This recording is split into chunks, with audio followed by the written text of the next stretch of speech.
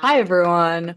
Welcome to the Empower Sounds podcast. My name is Mahika, and this episode is actually something that came to me 15 minutes ago. And I just felt like I had a brainwave and almost this kind of download from the universe. I don't know how to explain it. I just got struck with inspiration, and I really wanted to share this with you guys. So it's going to be a slightly more um, chill episode. Go grab a cup of tea, a snack, and let's talk about how we should normalize being bad at our hobbies. So, the reason I want to speak about this is because 20 minutes ago, I was watering the plants in my mum's garden and I was listening to some music and I was reaching for one of the plant pots and I found this piece of bark that I had painted on when I was like 15 years old for school. I'd painted this rose on it and it was really beautiful and I had no idea that we still kept it because my family don't live in the same house that I did when I was that old when I made it. And I looked at it and I was like, wow, I used to love painting so much. I used to love making art so much, and I would do it so much for fun and also for school because I would do it as a school subject, and I stopped. And why did I stop? Because it's not something I got the highest grades in.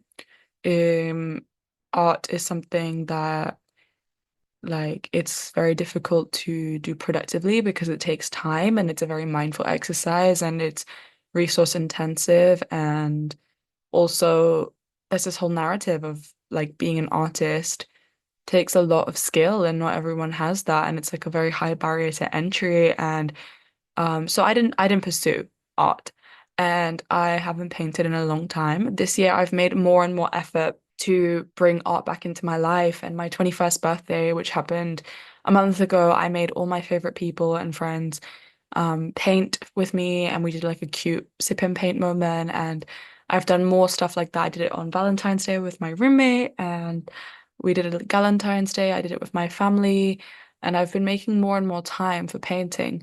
And when I started, I was feeling frustrated with this process because my paintings didn't look like how I wanted them to in the reference picture from Pinterest or from Google or from I don't even know what. And when I looked at my painting, I felt a sense of judgment of like, oh, I just spent like 3 hours making this painting and it's not looking like it should. And what can I do with this? It's not like I can sell it or um, put it on my CV or I don't know. It doesn't serve me in any way. And it's also just ugly. And first of all, it's not ugly. And second of all, it made me realize that if you're listening to this, I'm 90% sure you're someone who is interested in developing personally, professionally, has a lot going on in their life. And I'm also relatively certain that you like productivity. And sometimes with productivity, things that you're not good at get left behind because they're not the most productive. And so when I think of art, I think about how it's so important to me to just enjoy having things that are all about the process and not about the product. Because at the end of the day, when you put more practice in, yes, okay, you get better, but that's not the point. The point is not to have this whole success story of going from someone who can't do something or is not very good or is a beginner to getting to a good level or even getting to a great level with how a lot of these success stories are put out. My point I'm trying to make is I think sometimes we try and commodify our sources of joy. And I think it's amazing that we try and give other people value out of our hobbies or try and become better at it. And I also am very big on self-development and growing and achieving and whatever. But at the same time, I want you to ask yourself if you're listening to this, when was the last time you did something fun just for the process rather than the product? Like, do you do anything without any, just for the means rather than the ends? And if you don't, then I think even finding a way to integrate it into your life once a month if you don't have time, or once a week if you have a little bit more time, or 15 minutes every day if you have more time. I don't know. I feel like it would contribute to a lot more happiness because I reflect back on how this year has been a year that I have really been allowed to, I've given myself more permission to be more playful and happy and more like childlike, even though I'm growing up and I'm now a 21-year-old woman. I reflect on that, and I think it's because I give myself more time to do things that give me joy, and I know that rest and joy is productive as well as doing all the traditional things like working or working out or reading or and don't get me wrong, I love reading and I do it for the process and I do it for the joy as well. But a lot of the stuff that I read, and it's because I enjoy reading it, is books that I could use for university or books that I could do self-development stuff with, or I could talk about on this podcast, or I could make content with. And I think it's so important to make space for just play, and how when you were a kid, you would go outside and you would play and you wouldn't be focused on like how good you are at playing. And on that theme, I think for me, I want to discuss sports. So the last episode that we released on this podcast was with Nidhi, and she spoke about her experiences as a neurodivergent woman. It was really interesting. We spoke all about autism and ADHD, and I really enjoyed her take on sports and how Nidhi has played netball internationally for her country. She has so many accolades in the sporting world, but she's shared openly her struggles with sports growing up because of her neurodiversity and how she wasn't kind of, in a way, rigged to be a sports player. Now, I had a similar story, but also a very different one because I got diagnosed with dyspraxia when I was 13. I have glasses and I never wore my glasses because I didn't like how they looked. So I would just like go on to like the sports field with, I don't know, 50% vision.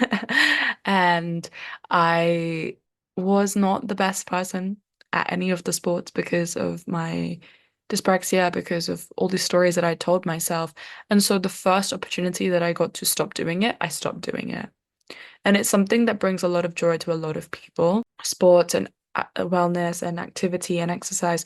But for so many years, I only viewed it as a way to be thin and pretty and palatable. And I didn't see it as the source of joy because I didn't think that source of joy was available to me because I thought, oh, I'm dyspraxic, I'm bad at this, I can't play team sports, I'm gonna let the whole team down.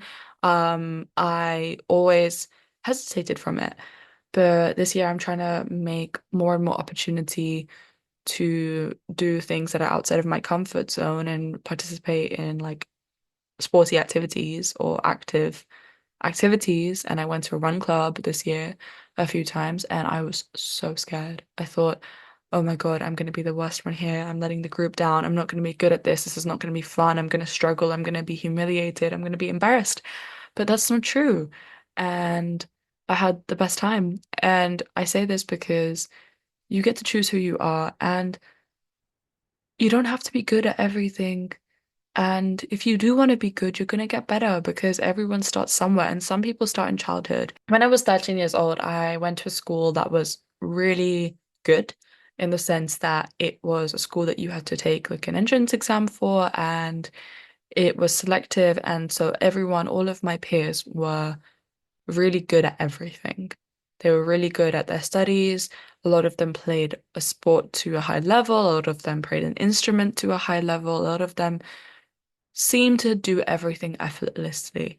And when I joined that environment, it made me feel really like an imposter because I didn't feel like I could do anything without being upstaged and feel like, oh, I'm not good enough. I shouldn't be claiming that I'm good at art because I'm not good at art. I'm not the best. I shouldn't be claiming that I'm good at music because I don't have a grade 8 certificate in an instrument. I shouldn't claim that I'm good at drama because I don't have this award and that, whatever. And for a lot of time, it meant that I just didn't participate in things because I was scared of being like all bark and no bite, and saying that I'm good at stuff and then proving everyone wrong or overhyping myself and not being humble or not being good enough to talk about my interests. After a while, I started to identify things that I was good at. And I really started to milk that and hone that in and be like, okay, these are certain things that I'm really good at. And that worked in my favor.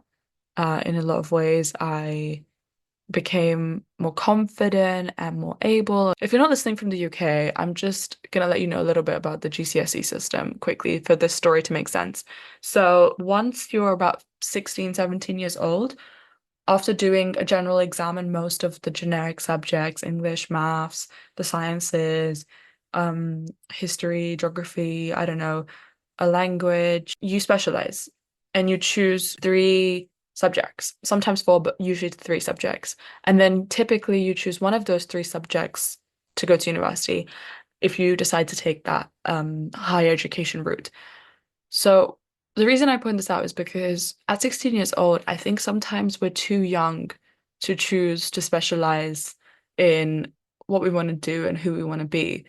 When I was 16, I told myself, oh, I'm not good at science and maths because I'm not the best in the school, or I'm not like one of the people in like the better classes because you get put in like sets with your abilities and whatever.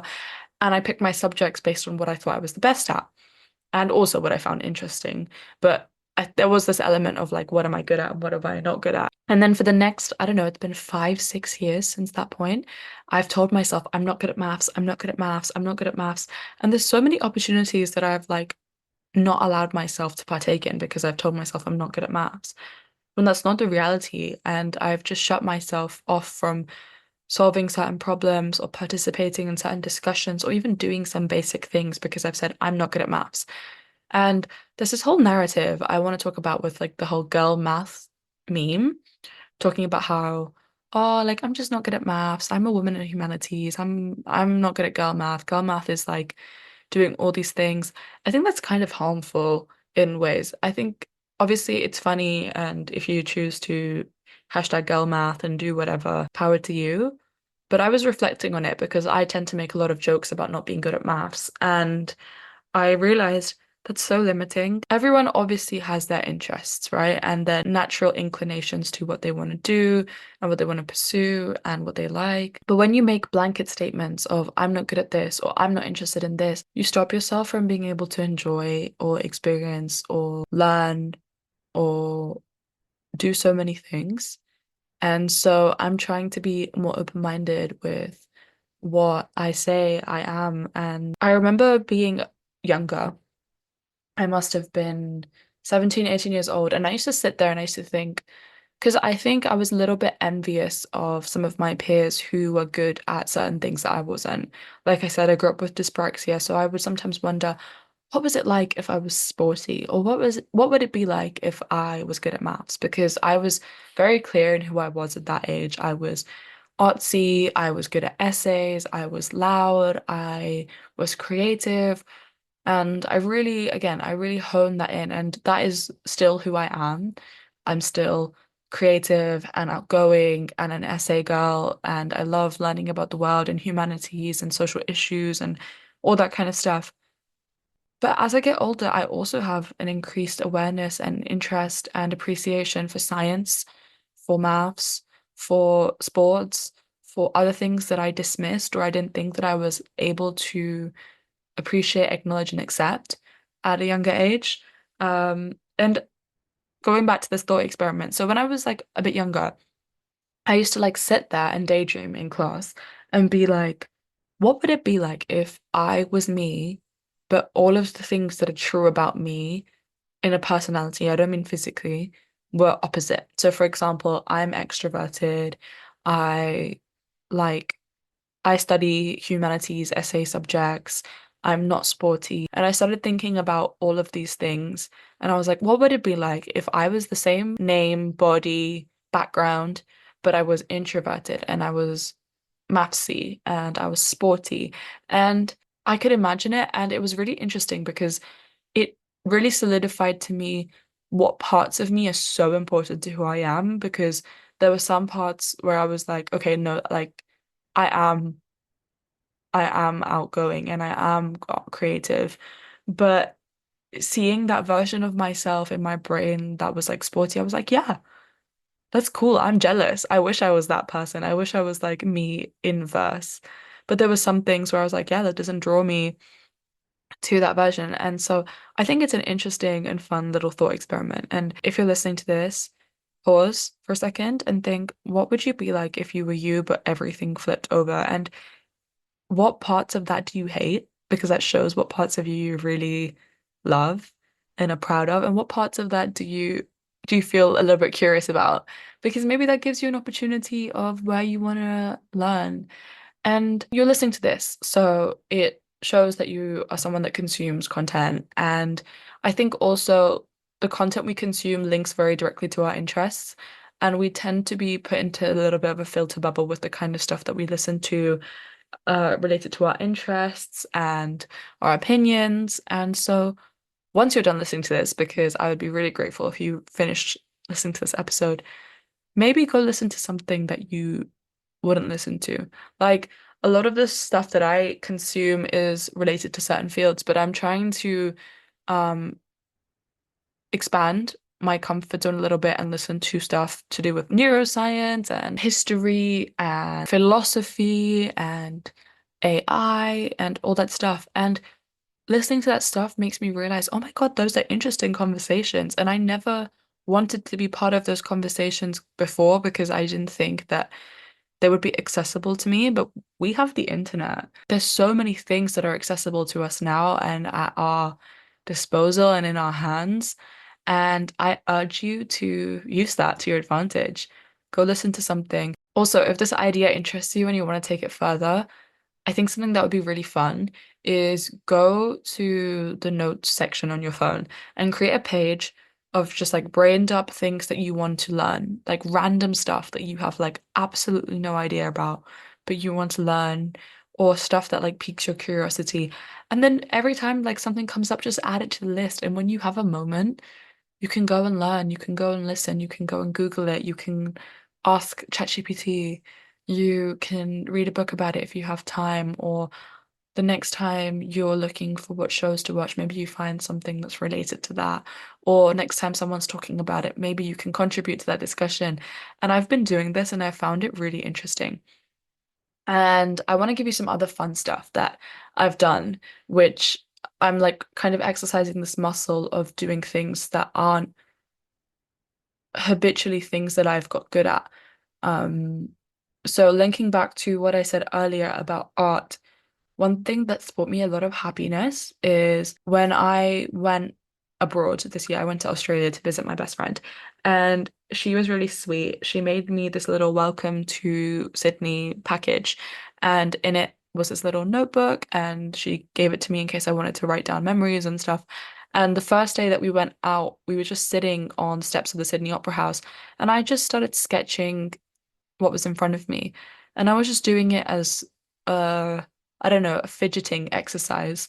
And it was so relaxing. And I was looking at it, and my friend was like, why don't you do one on every day of the trip? And so I did. And usually I would just write down my experiences, but this time I drew and I wrote, and over the week, I loved it. Now, I showed it to some people, and some of them were like, oh, haha, they didn't look anything like the photos. And some of them were like, this is so cute. I love it. And it goes to show that like art is really subjective, and if it brings you happiness, do it and make more time for little moments of just being in the flow state and doing stuff for the process. While I say all of this, I do want to acknowledge that I understand why we tend to do things that we're good at because it's kind of a feedback loop. You do stuff you're interested in, you become good at it, you like that you're good at it, you get to be part of a community. Sometimes you get external validation for it, and then you keep doing it, and then you keep getting better at it, and the cycle repeats itself. Also, I think, like I said in one of my earlier episodes on stop caring what other people think, it's so natural to care about what people think about you, and it evolves from a survival instinct of wanting to be part of a community. And a lot of our hobbies and interests and activities are community based. And so being part of a community and being able to add value to that community is really fulfilling and satisfying and necessary a lot of the time. So I think that failing publicly is something that's really scary. That's why a lot of people would rather die than public speak. I do think that there's a lot of anxiety around doing things that are new, but I really want you to take this as a sign to do it with me. Let's be bad at our hobbies together. Let's try new things because I think if you have a natural curiosity towards something and you've never tried it, it's a sign. It's asking, like it's your subconscious brain, it's the universe, whatever you want to call it. It's calling out to you, so give it a go. And I urge you, this is your homework for this episode. Go make a list of everything that you've been wanting to try. And then when you have time, because I understand that we live busy lives, make a few minutes for it and try it out because you're not going to like everything on the list. I think it's human to have your natural inclinations and not want to do everything equally. Like, for example, I love learning languages, but my brother doesn't, it's not something that it doesn't call to him in the same way. But my brother is very, very sporty and he's very good at cricket. And that's something that I, frankly, cricket specifically, don't really care about. And so it's fine. If you make that list, you can try things off and you can cross them out. You can discard. I believe it's so empowering to discard things from lived experience rather than anxiety. So if you try something and you don't like it, amazing. You don't have to do it again. But if you try something and you're really bad at it, but you enjoy it, do it. I'm giving you permission to do it badly, to do it shamelessly, and to do it laughing. And when you do it, you give other people permission to do it. And so do it with your friends. Send this to your friend and text them and be like, okay, let's make this list together. And if there's something on this that we both want to do, let's do it together. Because I promise you, it's so much more fun when you are doing something with your friend. It doesn't feel embarrassing. Me and my friends, we've been to the gym together, and I sometimes get really bad gym anxiety because I don't know how to use the equipment sometimes properly, and if I'm doing it correctly, and I don't want someone to be looking at me and think, oh my God, what is she doing? Or when the gym dude bros come up to you and correct your form, like that's very scary to me. But when I go with my friend, it's so funny and it's so fun because we kind of act as a little bit of a social anxiety buffer for each other. If you're not ready to take the step to be bad at your hobbies or try a new hobby and be shit at it by yourself, send this to your best friend and go and do it with them. I'm going to leave you at that. I wanted this to be short and simple and sweet. I hope that you learned and that this resonated with you. And send me your guys' lists because if you want someone to do it with you, maybe we can do it together, or I can put you in contact with someone who I think would be someone really fun to do it with. And remember, you're living your life for you and not for your image. I think the best and biggest cheat code in life is to have fun. And sometimes we don't give ourselves enough permission to have fun, but I think if you take joy out of all of the experiences that you try, new, old, habitual, familiar, and you're having fun, then you're the winner. So I'm going to leave you. I hope that you enjoyed this episode. Let me know what you think in the podcast Instagram. Please reach out. It's I Empower Sounds. I'm going to link it down below. Rate and review the show and let me know what you want to hear from me. And I will see you next week. We're going to be joined by yet another incredible and empowering woman who's going to share her stories. And until then, lots of love. Go try something new. Go be really bad at one of your new hobbies. And yeah, see you soon.